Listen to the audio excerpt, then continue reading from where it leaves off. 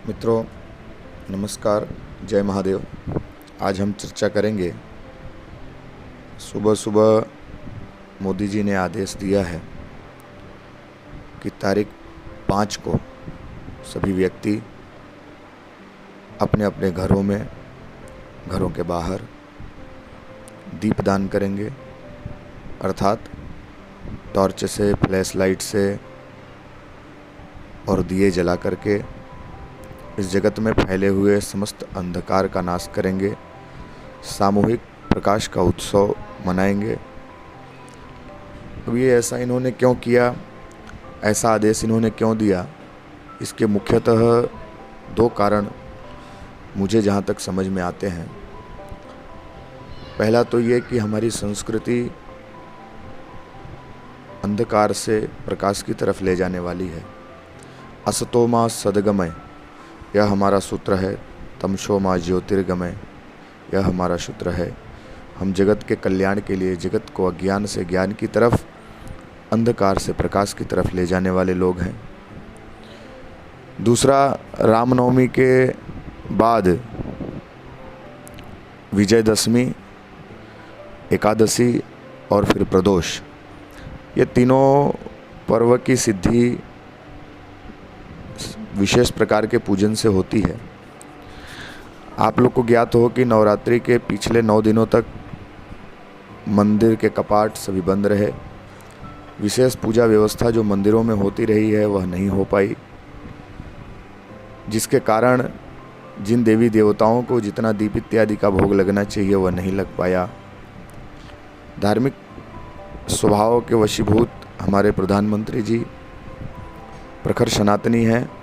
शायद इस बात को भी ध्यान में रखकर उन्होंने यह निर्णय लिया होगा कि अब जन जन यदि दीप प्राकट्य करते हैं तो इससे भी 9 दिनों में जो धार्मिक क्षति हुई है, कर्मकांड का लोप जो हुआ है, उससे शायद थोड़े धर्म के स्तंभ को ज़्यादा मजबूती मिल सके, उसकी प्रतिष्ठा अक्षुण्ण हो सके।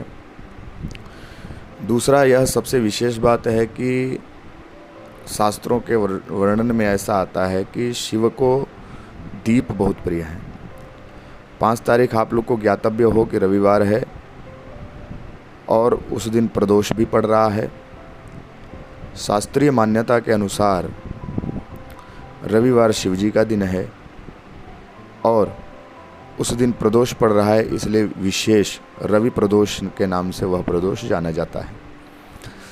शिव पुराण के अंदर वर्णित एक कथा आती है कि यज्ञदत्त नाम के एक ब्राह्मण थे। उनके गुणनिधि नाम का एक पुत्र था। गुणनिधि को सभी शास्त्रीय अध्ययन प्रदान करने के बाद भी पूर्व जन्म के संचित पाप प्रभाव के कारण वर्तमान जीवन में उसने अनीति अधर्म का मार्ग पकड़ा।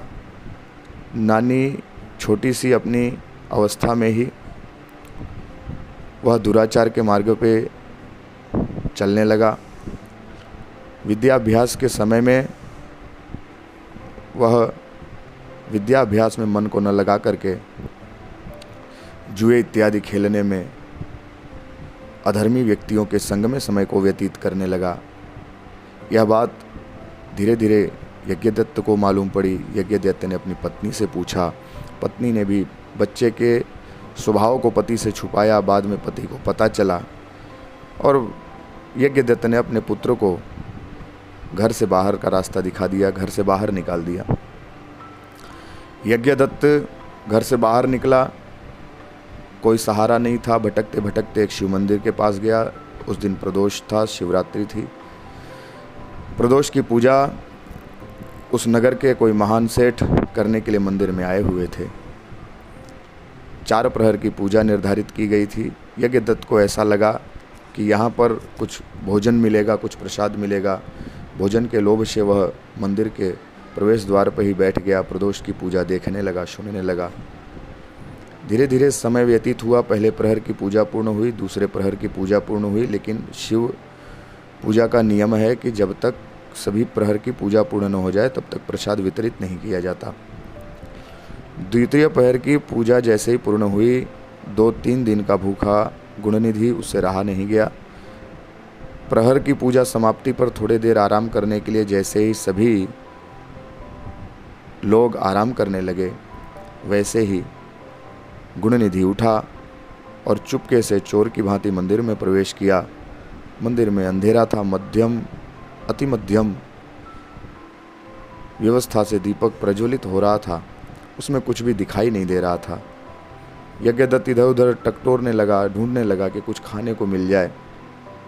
उसको कुछ दिखाई नहीं दे रहा था, इसलिए उसने अपना जो दुपट्टा पहना था, खेस पहना था, उत्तरीय पहना था, उस उत्तरीय को उस मध्यम प्रकाशित दीपक के साथ प्रज्वलित करके बड़ा सा दीपक मशाल जैसा बनाया।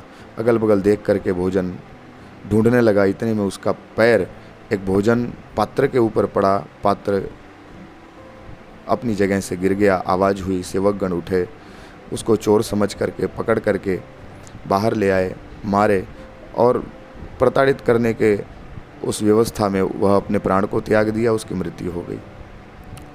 शिवगण जो थे वो लेने के लिए गुणनिधि को आए, इधर से यम किंकर लेने के लिए आए।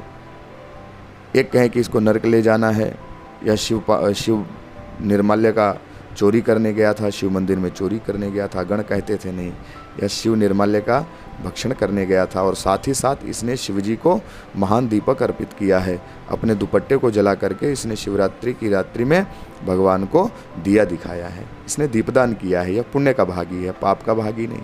उधर यम किंकर कहते थे चोर है या तो पाप का भागी है। यह चर्चा यमराज के पास पहुंची। यमराजा ने निर्णय दिया कि नहीं, यह पाप का भागी नहीं है, जो शिवगण कहते हैं वही सही है, यह पुण्य का भागी है। इसने इस महान रात्रि में दीपदान किया है। शिव तो बड़े भोले हैं भैया, जाने अनजाने, जान करके नहीं जान करके भी जो शिव के लिए जो कार्य कर दे वह सब सिद्ध हो जाता है।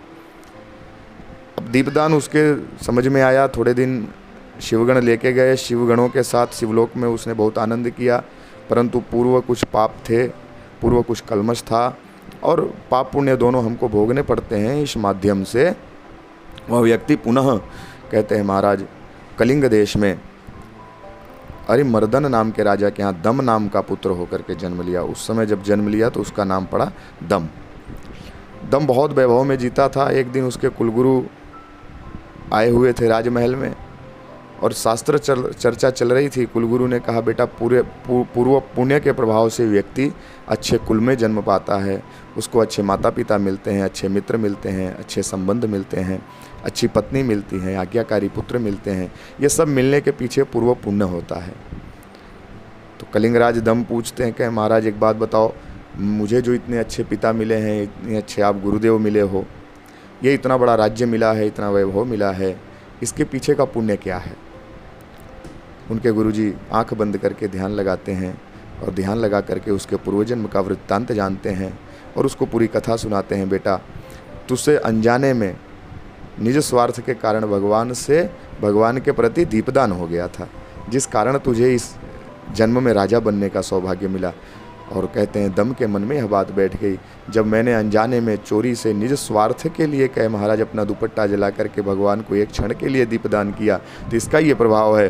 तो यदि मैं और मेरी पूरी प्रजा दीपदान करे तो इसका प्रभाव क्या होगा? ऐसा विचार करके उसने उसी दिन आदेश दिया कि आज से इस राज्य में सब कोई सायंकाल को दीपदान करेंगे। खाली प्रदोष ही नहीं, खाली शिवरात्रि ही नहीं, नित्य शाम के समय शिव मंदिर में अथवा अपने घर में ही दिया जला करके भगवान शिव का ध्यान करेंगे। जो कोई भी व्यक्ति यदि इस नियम का पालन नहीं करेगा उसको मृत्यु दंड दिया जाएगा। पूरे राज्य में, कहे महाराज, यह व्यवस्था डुगडुगी पिटवा दी गई, यह व्यवस्था चारों तरफ प्रचारित कर दी गई। राज्य पूरा दीपदान करने लगा। और कहते हैं महाराज, आगे शिव पुराण की कथा कहती है कि उस दीपदान के प्रभाव से वही जो महाराज दम थे, आने वाले जन्म में फिर कहे कुबेर हुए, और अलकापुरी नाम की नगरी और इस पूरे ब्रह्मांड में जितनी निधियां हैं, धन है, उस धन के धनाध्यक्ष हुए। और इसलिए दीपदान की विशेष महिमा शास्त्रों ने वर्णित करी है, शिवपुराण ने वर्णन किया है। यह महाराज रुद्र संहिता के सृष्टि खंड में 17वां अध्याय। कहते हैं महाराज, ये गुणनिधि, कुबेर अथवा महाराज दम, ये तीनों का एक जो पहला जन्म, दूसरा जन्म और तीसरा जन्म है, यह वर्णित है। आप इसको पढ़ सकते हैं। तो हो सकता है हमारे राजा अथवा हमारे प्रधानमंत्री जी धार्मिक स्वभाव के व्यक्ति हैं, इसको भी ध्यान में रख कर के यह आदेश दिए हों। तो मेरा सभी से हाथ जोड़ करके करबद्ध निवेदन है, खूब आग्रह है कि मोदी जी की बात पे ध्यान दीजिएगा, अमल दीजिएगा। इसका वैज्ञानिक कारण भी है। दीपक प्रकाशित करने से अंधकार का नाश होता है, वो तो ठीक है, लेकिन जो जीवाणु और विषाणु हैं वातावरण में वो भी नष्ट होते हैं।